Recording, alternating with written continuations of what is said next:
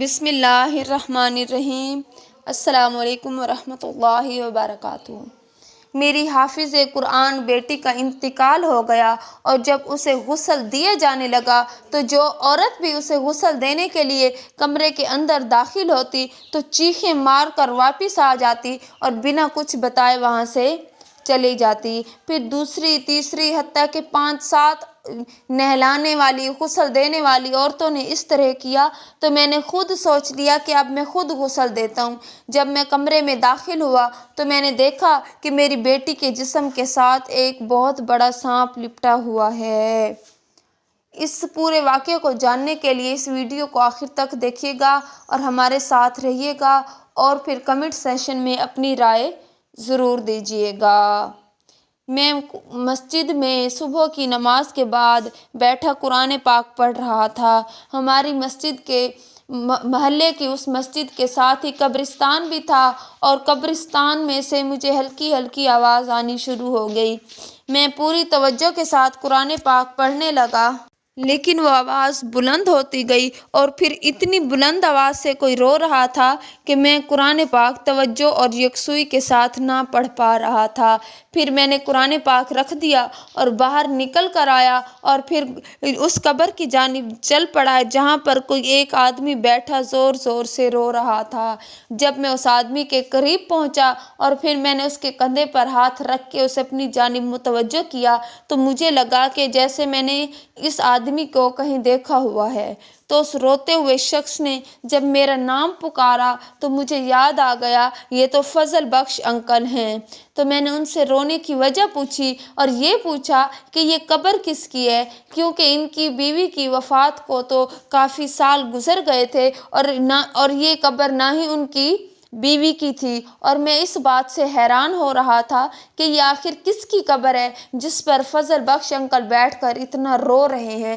جب میں نے پوچھا تو انہوں نے روتے ہوئے جو بتایا اس سے مجھے بہت بڑا جھٹکا لگا، کیونکہ انہوں نے بتایا کہ یہ قبر ان کی بیٹی تمنا کی ہے۔ میں حیران رہ گیا کیونکہ ان کی بیٹی جو تھی وہ میرے ساتھ پڑھتی تھی۔ ہم چھوٹے تھے تو ہم ایک ہی کلاس میں پڑھا کرتے تھے۔ جب آہستہ آہستہ بڑے ہوئے تو ٹیچرز نے جینٹس بوائز کا سیکشن الگ کرتے ہوئے اسے اور مجھے الگ الگ کمروں میں بٹھا دیا اور پھر وہ قرآن پاک پڑھنے کے لیے اور حافظ قرآن بننے کے لیے مدرسہ جانا لگی اور پھر اس نے پردہ کرنا شروع کر دیا۔ تو اس طرح ہم علیحدہ ہو گئے اور پھر میں اپنی پڑھائی مکمل کرنے کے لیے باہر چلا گیا، واپس آیا اور آج مسجد میں بیٹھا قرآن پاک پڑھ رہا تھا اور پھر انکل فضل بخش کے رونے کی آواز سن کر واپس یہاں پہنچا تھا۔ میں نے فضل بخش انکل کو چپ کروایا اور پھر پوچھنے لگا کہ آخر یہ قبر کس کی ہے اور آپ اتنا رو کیوں رہے ہیں؟ تو انہوں نے بتایا کہ یہ قبر میری بیٹی کی ہے اور رونے کی وجہ انہوں نے کہا کہ بہت لمبی کہانی ہے، کسی دن گھر آنا تو پھر بتاؤں گا۔ مجھے بھی جلدی تھی، میں بھی وہاں سے چلا گیا۔ جب میں اپنے کام کاج سے فری ہوا تو چند دن بعد مجھے یاد آیا اور پھر بچپن میں فضل بخش انکل کے گھر جایا کرتا تھا۔ اب جب آیا تو مجھے گھر اور گلی کا یاد نہ رہا۔ میں جس کسی سے پوچھتا تو وہ حیرانی کے ساتھ میری طرف دیکھتا اور بنا جواب دیے چلے جاتے۔ پوچھتے پوچھتے آخر کار ایک بوڑھے شخص سے جب پوچھا تو انہوں نے کہا کہ آخر تم کیوں پوچھ رہے ہو اس گھر کا، تمہارا وہاں کیا کام ہے؟ تو میں نے ان سے یہ کہا کہ فضل بخش انکل کی بیٹی کی وفات ہوئی ہے تو اس تعزیت کے لیے میں ان کے گھر جانا چاہتا ہوں۔ تو انہوں نے ہچکچاتے ہوئے مجھے گھر کا پتہ دے دیا۔ جب میں گھر کے اندر داخل ہوا تو فضل انکل وہاں پر اکیلے اداس بیٹھے ہوئے تھے۔ میں ان کے پاس گیا، حال احوال پوچھنے کے بعد ان سے کہنے لگا کہ آخر کیا ہوا تھا تمنا کو کہ وہ اتنی معصوم اور اتنی کم عمر میں اس دنیا سے چلی بھی گئی۔ تب فضل بخش انکل نے اپنی بیٹی کی کہانی کچھ اس طرح بیان کی کہ میری بیٹی چھوٹی عمر سے ہی کافی ذہین تھی اور پھر میں نے سوچا کہ میں اپنی بیٹی کو قرآن پاک حفظ کرواتا ہوں۔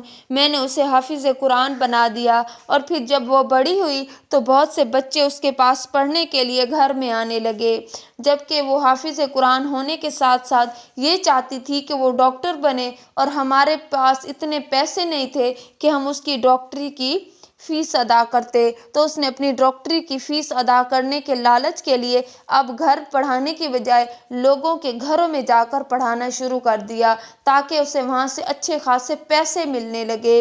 اسی طرح زندگی گزر رہی تھی کہ ایک دن ایک پیرنٹس آ گئے اور انہوں نے شکایت کی کہ اب تمنا ان کے بچوں کو پڑھانے نہیں جاتی۔ تو میں نے حیران ہو کر کہا ایسا نہیں ہو سکتا کہ وہ تمنا بچوں کو پڑھانا چھوڑ دے، ہو سکتا ہے کسی ایک دو دن ایک جگہ پر زیادہ ٹائم دینے کی وجہ سے، آپ کے گھر آنے کی وجہ سے چھٹی ہو گئی ہو تو وہ خاموش ہو کر چلے گئے۔ اسی طرح بار بار لوگوں کی جب شکایت آنے لگی تو میں حیران ہوا کہ آخر کیا ماجرا ہے کہ میری بیٹی گھر سے تو جاتی ہے لیکن وہاں کیوں نہیں جاتی۔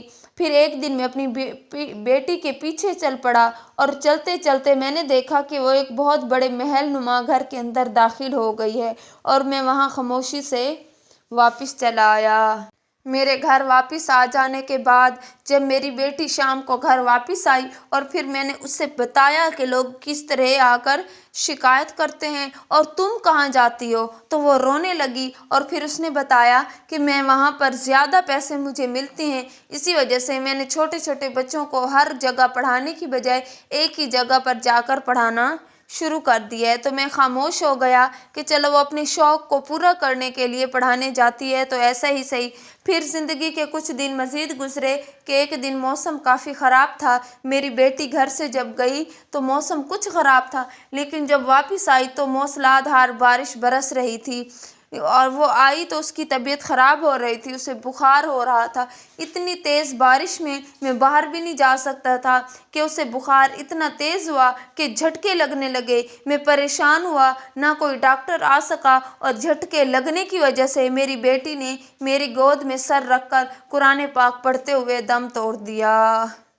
جب میری بیٹی اس دنیا سے چلی گئی تو میں بہت رویا، گڑ گڑایا اور پھر جب غسل دینے والی عورت کو بلایا، جو بھی عورت اندر جاتی تو چیختی ہوئی واپس آ جاتی اور پھر واپس چلی جاتی۔ پھر دوسری تیسری حتیٰ کہ میں نے خود فیصلہ کیا کہ میں اپنی بیٹی کو خود غسل دیتا ہوں۔ جب میں وہاں گیا تو میں نے دیکھا کہ میری بیٹی کے گردن پر قادیانیوں کی نشانیوں کے طور پر ایک گلے پر نشان بنا ہوا تھا جس کو دیکھ اور کب اس کے جسم کے ساتھ سانپ لپٹا ہوا تھا جسے دیکھ کر وہ تمام عورتیں بھاگ جاتی تھیں۔ پھر میری بہن آگے بڑھی اور ہم نے مل کر بمشکل اسے غسل دیا اور پھر جنازہ پڑھنے کوئی نہ آیا۔ میں نے اکیلے اس کا جنازہ پڑھا اور پھر اسے زمین پر اس قبر میں دفن کر دیا اور پھر میں نے پولیس کو اطلاع دی کیونکہ میری بیٹی حافظ قرآن تھی، وہ قادیانی نہیں تھی، اور پھر ہم نے اس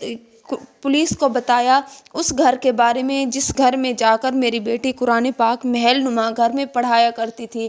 پولیس نے چھاپا مارا اور وہاں سے لوگوں کو گرفتار کیا جنہوں نے یہ بتایا کہ ہم لوگ قادیانی ہیں، اور پھر ہم نے کس طرح اس کی غلط تصویریں لے کر انہیں سوشل میڈیا پر اپلوڈ کرنے کا جھانسا دے کر، بہانہ دے کر، دھمکی دے کر کس طرح اسے یہاں پر موڑا، کیونکہ وہ اتنا خوبصورت پڑھاتی تھی کہ بہت سے لوگ اس کی جانب متوجہ ہوتے تھے۔ ہم نے چاہا کہ اگر یہ ہماری طرف قادیانی مذہب میں پڑھائے گی اور پھر لوگ زیادہ اس طرف بڑھتے آئیں گے، اور پھر ہم نے اسے اس کی گردن پر نشان بنوا دیا جس کی وجہ سے وہ قادیانی ہو گئی تھی اور ہماری طرف ہی آ کر پڑھایا کرتی تھی۔